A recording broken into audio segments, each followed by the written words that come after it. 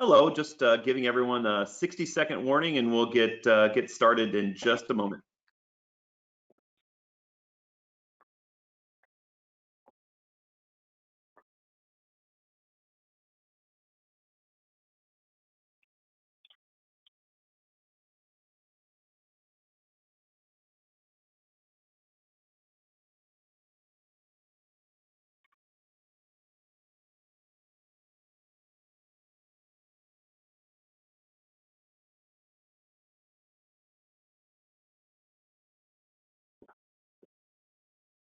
Hello and welcome to another edition of Webinars from Anywhere. I'm Silas Robertson. I'm with Olympus Control and I'll be your host and moderator today.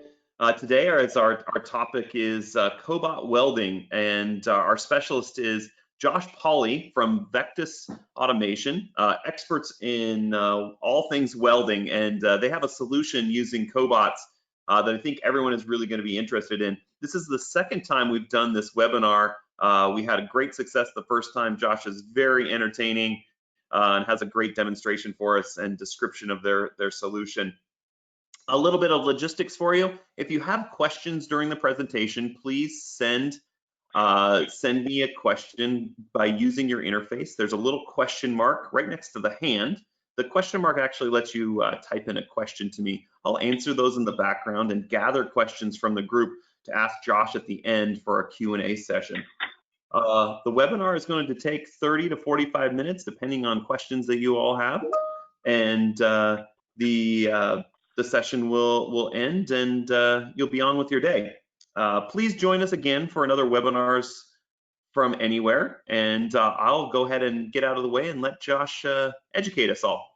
You ready, Josh? I'm ready. Can you hear me all right, Silas? All right, just perfect. Thank you. Perfect. Well, good morning, everyone. Thanks, Silas, for co-hosting this webinar and the opportunity to chat with everybody about welding with Cobots and how automation can be flexible and easy to use and for less cost than ever before. So appreciate the opportunity and appreciate everyone on the line for joining and spending some time with us this morning or afternoon. As Silas mentioned, my name is Josh Pauly. I'm a co-founder of Vectis Automation. I lead up our business development and our applications engineering activities. So what we're going to be talking about today is I'll show you a brief product video at the beginning. We'll talk a little bit about Vectis Automation, who we are, where we're located, what we do, and why we do it. Go into the details of our system product, the Cobot Welding tool. Talk a little bit about what makes an application fit for automation. Those are really meant to be guidelines and some ideas to get started with. A key part of what Vectis does is assist with application evaluations as well. So would encourage you, if this is interesting to you, to reach out to us for an application evaluation. We can discuss, how your specific applications and weldments might work for our system or automation in general. And then we'll wrap things up with a live demo of the programming and welding interface on our system.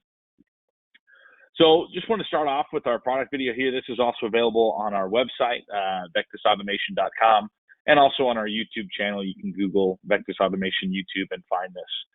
But it's just going to kind of give a high-level overview of some of the key things of our system. So as I mentioned, we really want to make the system low risk and low cost. So we have a 30-day return window for purchases. We do have rental and rent-to-own options.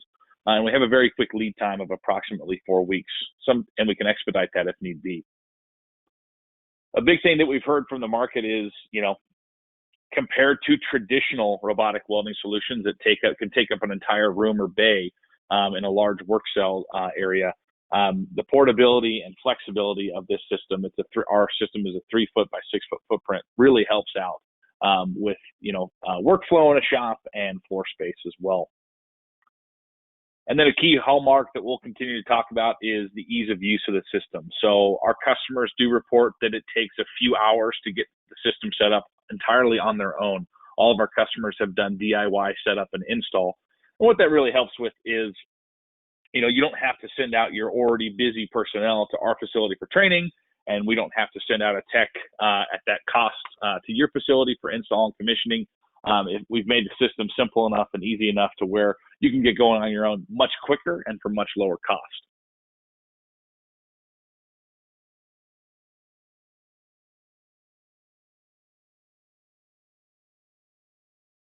All righty.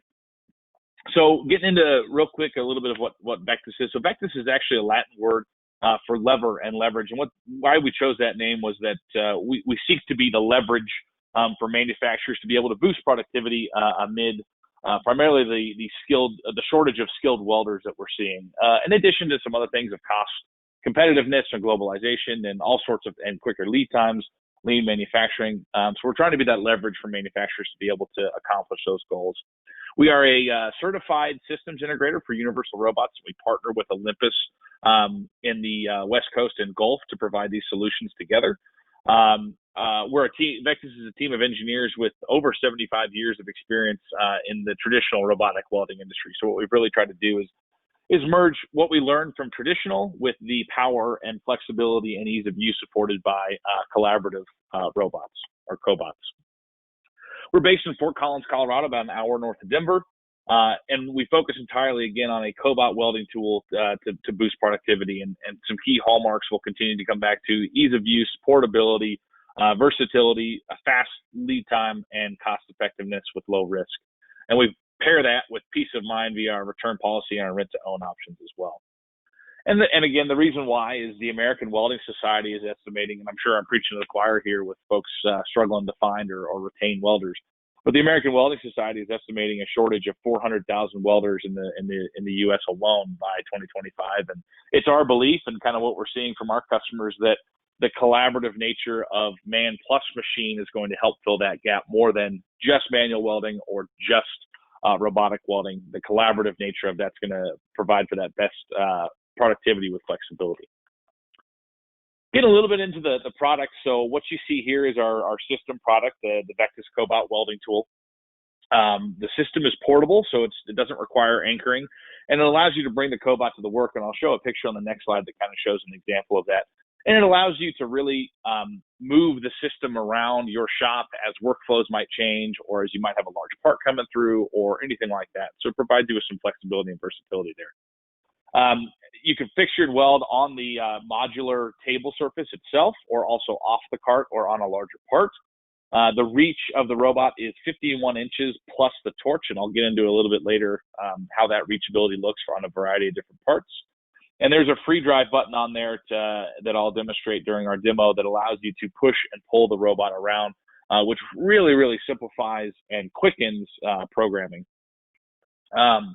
And this, as I mentioned, it's flexible. So it's a 3-foot by 6-foot footprint on wheels. And for those shops without 3-phase power or high voltage 3-phase, this system does not require 480 or 3-phase. The robot, there's 2 power traps. The robot runs off a 120 volt wall outlet, and the welder can run on anything between 208 and 575, including 240 single phase.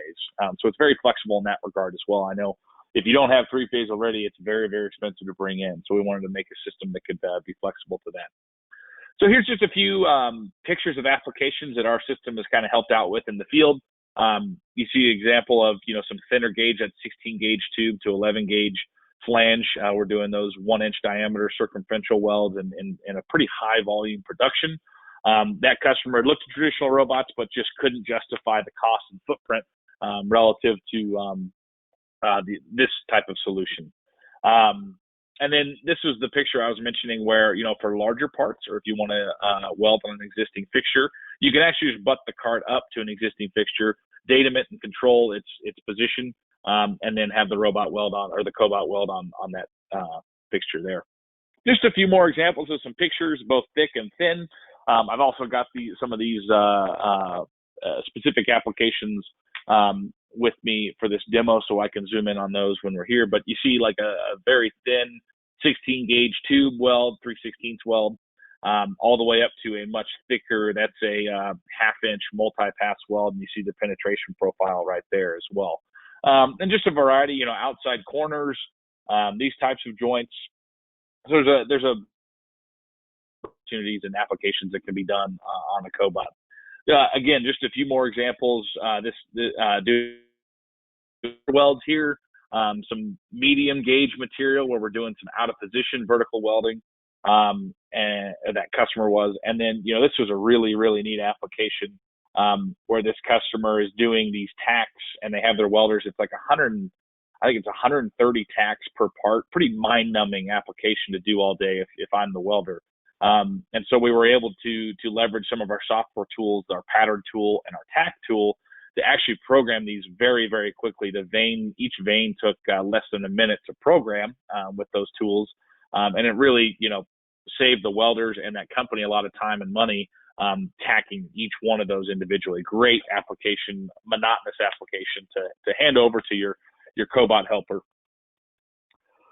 So on the ease of use, here's just a few screens of our pendant. So at Vectis, we have our own in-house software development team that works on a welding software interface and makes the programming very, very simple. As I've mentioned, our customers get up and going and welding on their own, typically within hours.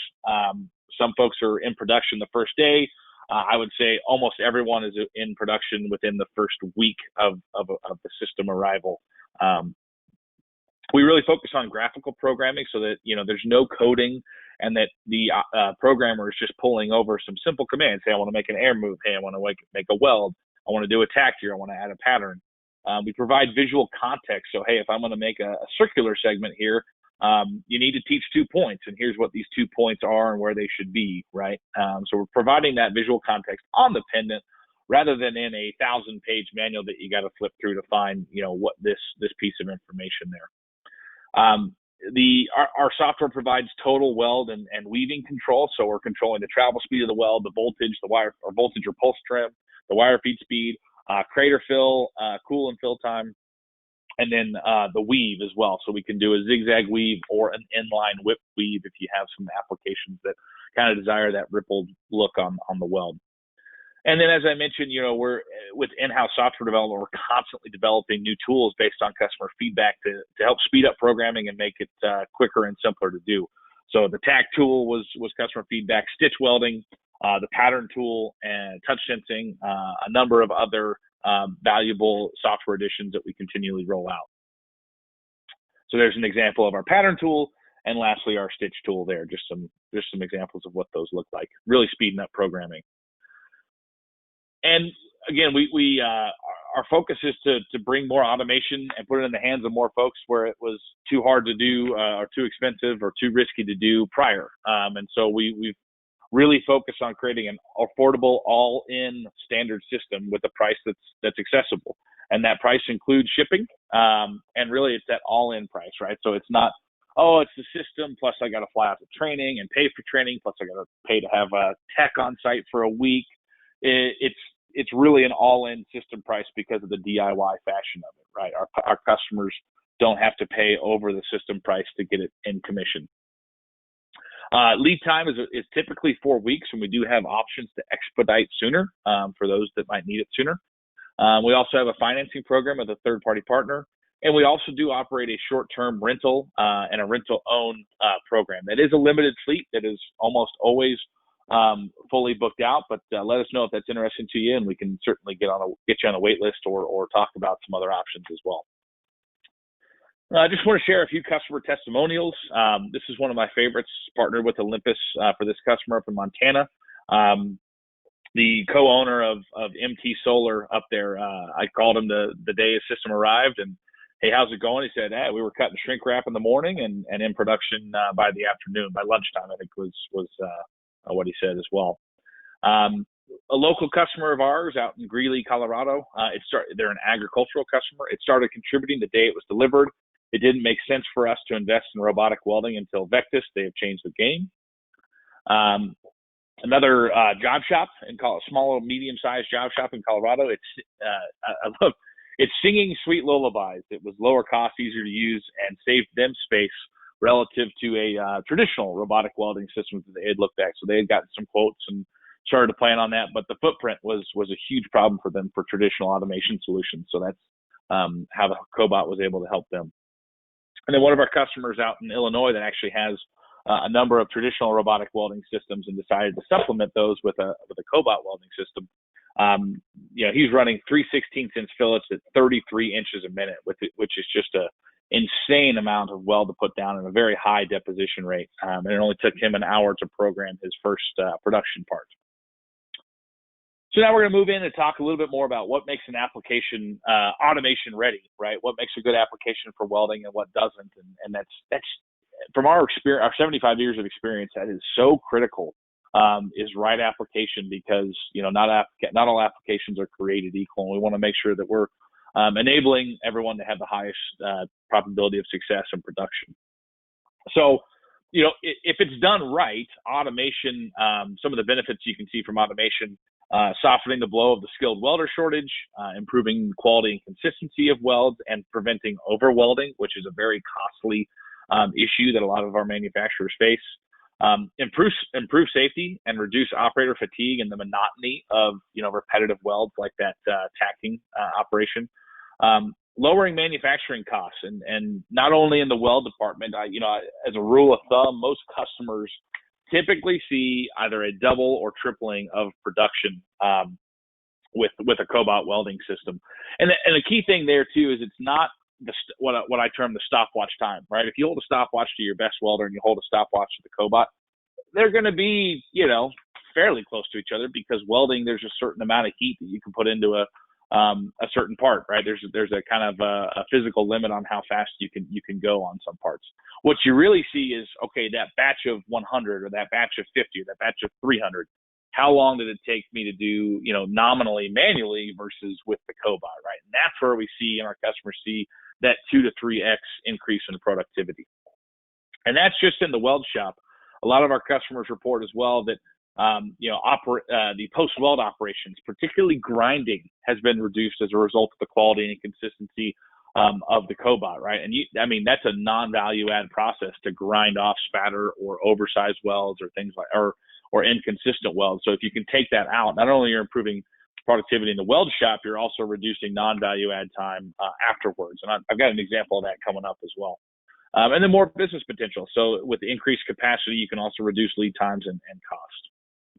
But to unlock those benefits, you got to do it right. And so from our experience, we've seen there are 3, general guidelines to be able to do it right. And the first one is consistency is everything. It's the king. Number 2 is to start with the low-hanging fruit. And number 3 is to select the right champion for the Cobot. So we'll dive into these now. So when we talk about consistency, repeatability is always going to be more important than absolute accuracy. And that's actually why we put the darts outside of the bullseye. The Cobot doesn't care. The Cobot doesn't know there's a bullseye there. It just cares that those darts are ending up in the same spot every time, wherever they are.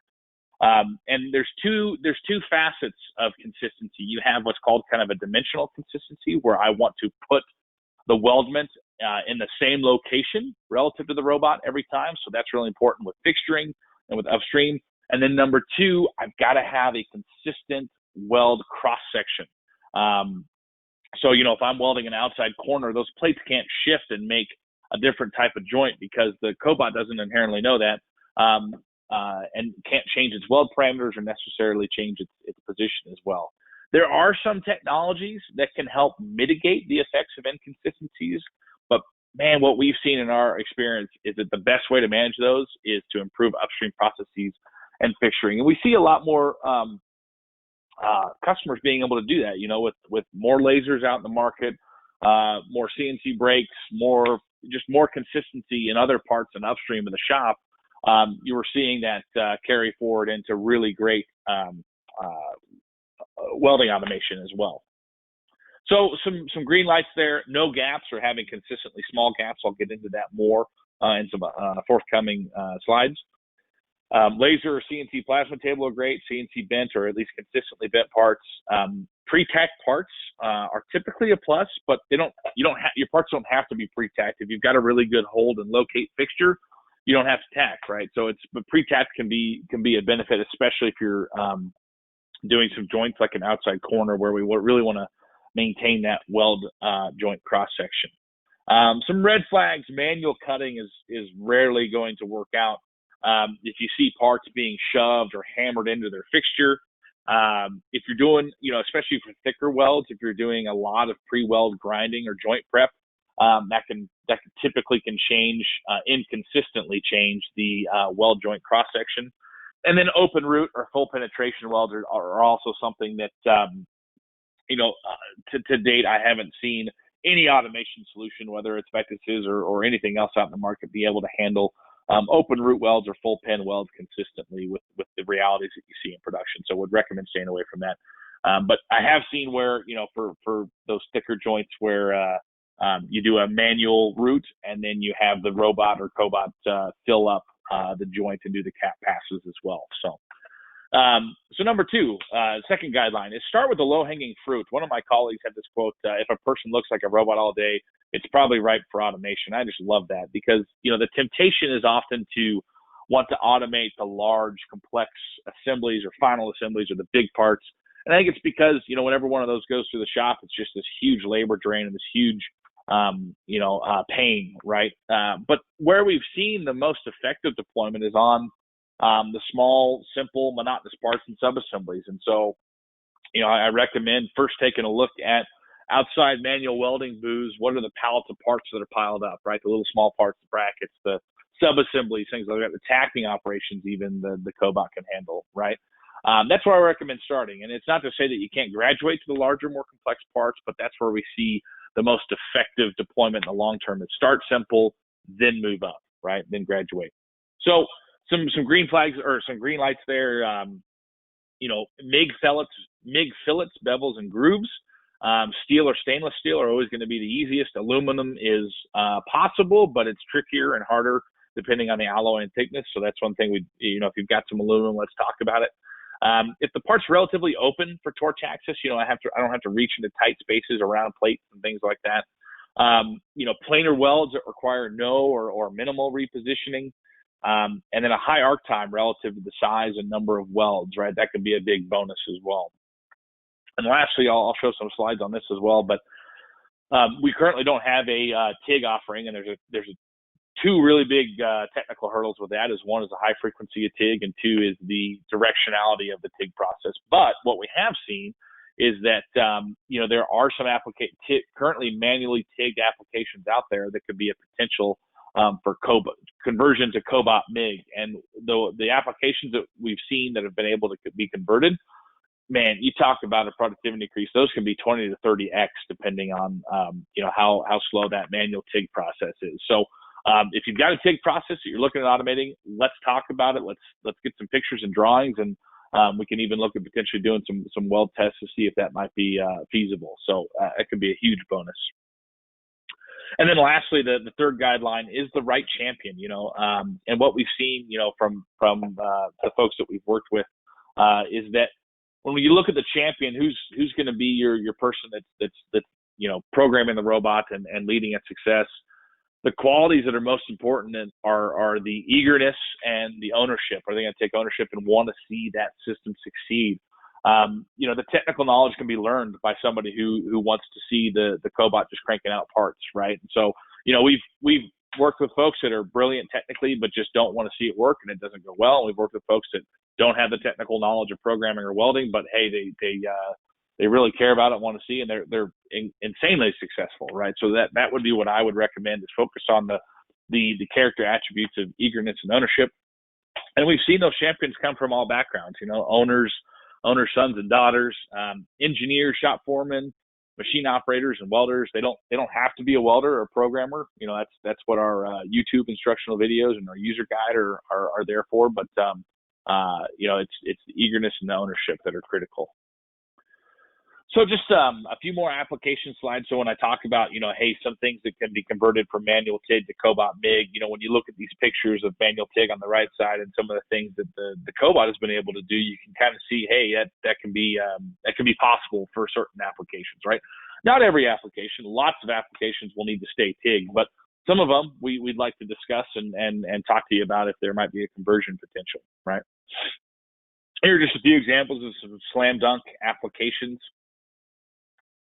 And then we talk about reachability. So the reachability is very dependent, reachability of any robot, and our system included, is very dependent on the welding angles and the part geometry for welding. So we've got the 51-inch Cobot reach that you see here, plus or minus 17 inches from the wrist flange to the weld wire. So in these examples, you see where that torch bracket is actually being used to assist the reach, right? We're actually gaining about that 17 inches to be able to handle some of those.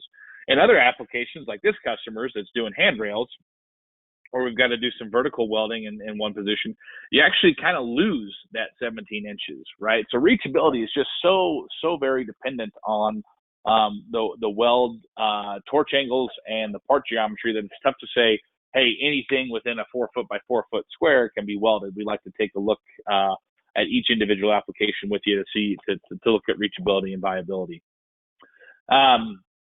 One thing to note that's really neat about Cobots, because they have built-in safety in the arm, is that you have very flexible multi-zoning and staging of parts, right? So these customers, you know, we've got this example here where they're welding, the Cobot can be welding on this side while the operator's loading, unloading on this side, and they've got, that customer has some flash protection in between, of course, to protect the operator. But then the Cobot and the operator just switch back and forth, and so you see a very high utilization of the system. And similarly, you know, here's another example where, you know, you could place stage A of the part on the cart, and then stage B on an existing fixture over here, and again, keep that high utilization. And lastly, this is actually that Montana customer. This is the second application that they tackled, where they're doing 10 of these beam clamps in one go, right? They're loading up a full kind of rack of that. So there's a lot of flexibility on how you can do multi-zones, staging, and multi-parts to keep utilization high on the Cobot. So on the importance of gaps, right? I want to hit on this. So when we talk about outside corners, you know, if the corner is very consistent like this, we've got a consistent cross section of the joint, you can get a beautiful result with MIG on that. I'll show a video on the next slide as well. You can expect something like this if those corners are consistent. The problem comes when those corners have a very large gap relative to their thickness, or that gap varies, right? So on this actual piece, the next corner was pretty flush, actually, and so you can't really create a weld parameter set that can fill a gap on one corner, but not overfill a completely flush corner on the next one, right? And so this last one here, you can get a beautiful result, but the moment that miter joint started to open up, we saw blow through, right? And you know, here's just a great example of one of our customers that they've got really consistent gaps, and they're pretty large gaps when you look at that. It's about the material thickness size of gap, but they're consistent. So they were able to create a weld parameter set that actually was able to fill that gap consistently and make just this absolutely gorgeous weld like you see right there, basically flat. This was one customer that essentially took out the grinding application from when they were doing these manually, where you'd have some inconsistencies and humped up welds and things like that. They take a wire wheel to this to clear the spatter and the discolor, or the shielding gas remnants, and then it goes straight to paint, right? So this customer's really neat story, because they said that they are doing in a day, they're doing 280 of these parts on the Cobot, and beforehand manually they never got above 100. So they're seeing about a triple of increase in productivity in the weld shop, but they're also taking out the grinding on the back end. So their productivity has increased significantly. So just an example, again, if you've got consistency, you can usually do pretty well with it. So now we're going to switch over to the live demo section of this. You see my contact information there, and I'm sure we'll follow up with an email as well. Again, if you have any questions, if you want to talk about your applications, if you want a firm price proposal, or to talk on that side of the things with financing and rent to own, please don't hesitate to reach out to myself, to Silas, or anyone on the Olympus team. We're here to help, right? And we'd love to look at your applications and see where we might be able to help out in your weld shop. So with that, let me get switched over here.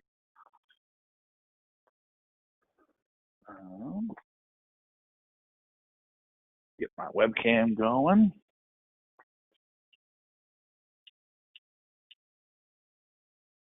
Come on.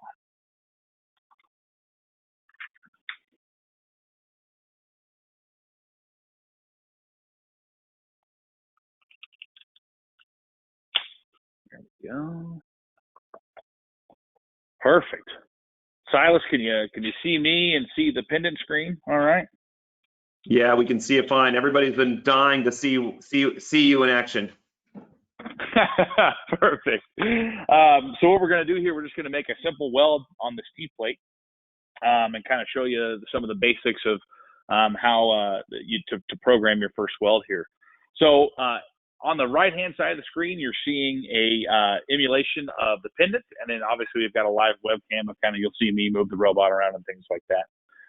So the pendant right now, what you see is basically what you'll see when you first boot up the Cobot, right? And so what I'm going to do here is I'm going to make a new program, okay? And I'm just going to go ahead and save that as, the Olympus demo. And, most of our customers, as you kind of see in this screen here, they'll just name it the part number or something like that, right? So we'll save that program as Olympus demo. You can have a library of programs that you can continually pull up to redo batches. And, every program typically starts with like a home position or an air move or something like that. So I'm just going to go ahead and in my program tree, all I did was I hit the air move button on the left side of the screen to add that node to my program tree that you now kind of see near the middle of the screen, the middle left of the screen, right?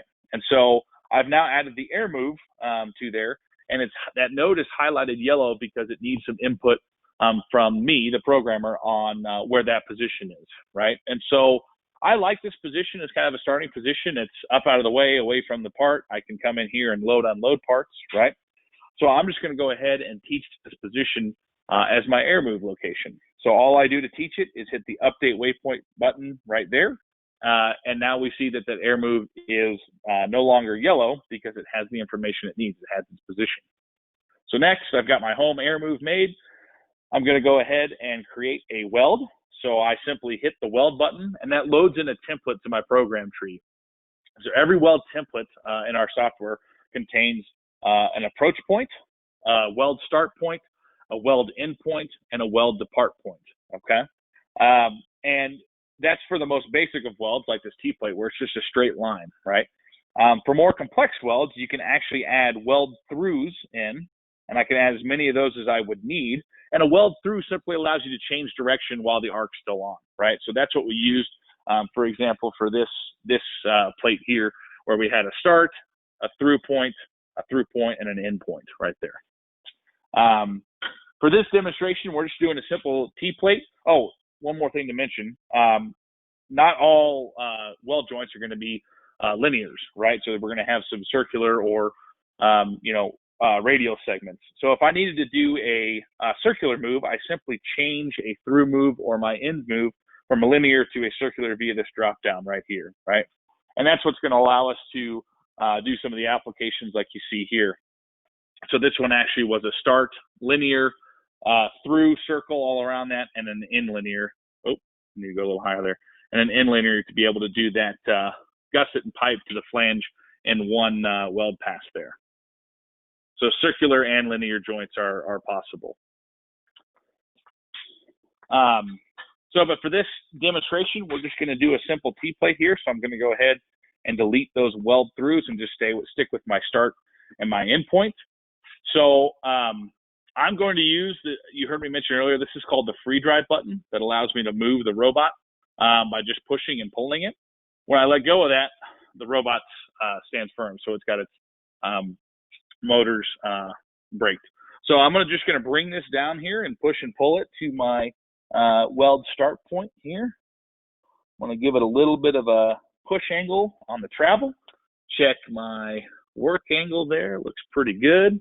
So I can use the free drive button to bring the system or bring the robot to the start point. I can also use what you see here on the screen of XYZ handlebars, both for linear and reorientation movement to fine tune some things or move in a certain linear direction.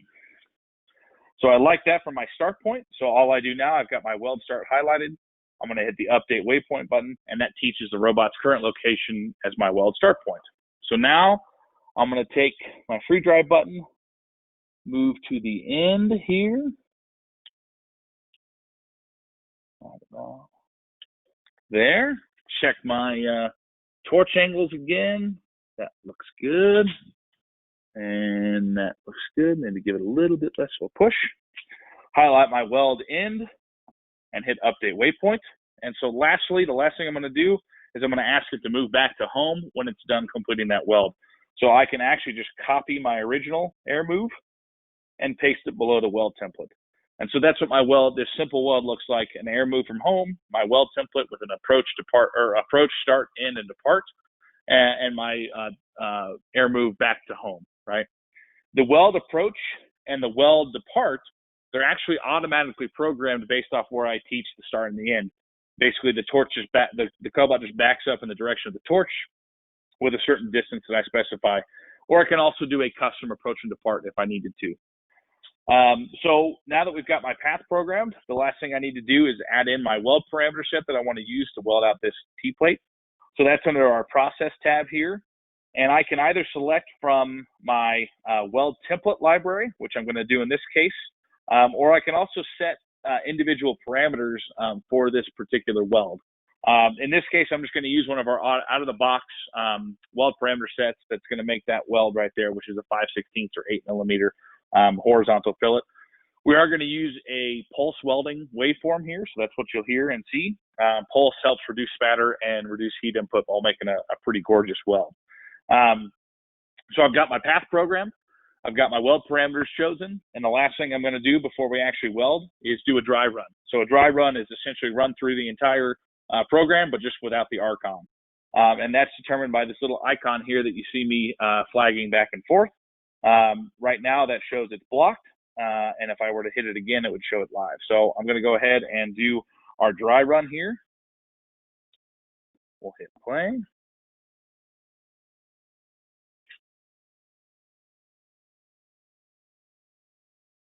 And so that 8 millimeter fillet, or the 5/16 inch fillet parameter set from the library that's preloaded on there, that has inherently in it a zigzag weave that you're seeing right there. Hopefully the video isn't too choppy and you can see that, but it's weaving side to side or I guess it would be more like this from that angle, along the joint to allow it to wet out on both sides of the plate.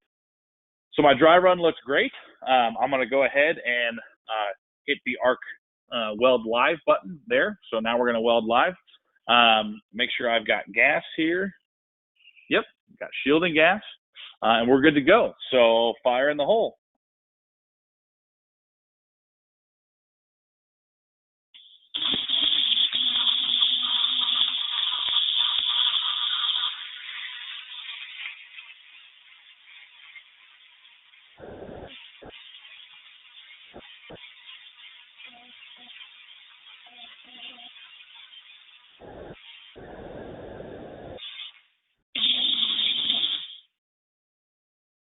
I should have noted that last bit at the end there was actually by design. It's called a crater cool and a crater fill. And so what that does is it lets the puddle cool at the end before blasting it with a little fill. So that's what you see there. I'll grab the camera, bring it over. You can see what we made there. So that was run with 0.45 wire, again, a pulse waveform. We were moving at 17.5 inches a minute, which relates to about a 13 pounds an hour deposition rate, which is pretty darn good for 0.45 wire and a 5/16 fillet. And I'll just kind of go around. Oh, I lost webcam there. Sorry, guys.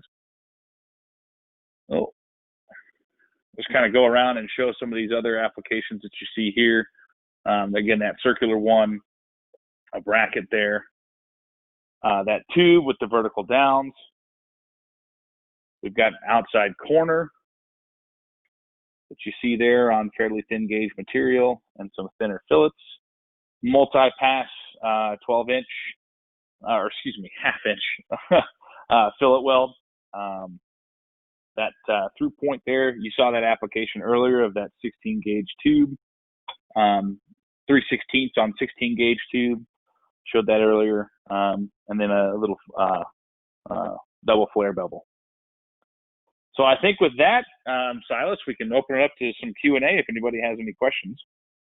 Yeah, there was just some questions. The particular setup that you have there, Josh, you know, I know it does vary by welders and those sort of things, but what is the setup cost there that you were showing? Yeah, so this is actually our base system. So it's got the air-cooled torch and the Envision 352 MPA welder. And that's going to that's going to be right in the 85,000 ballpark with shipping. That's really, again, that's intended to be the all-in cost, because you're not paying for training on top of that or other options. We include everything you need to get going to be ready to weld.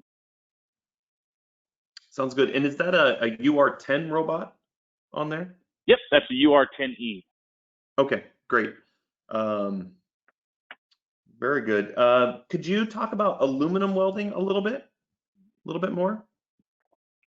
Yeah, so aluminum, because it's softer, it's trickier to weld. So you'll often have a different wire feeding system called a push-pull, where we're actually pushing the wire from a main feeder and then pulling it on a secondary feeder out of the torch.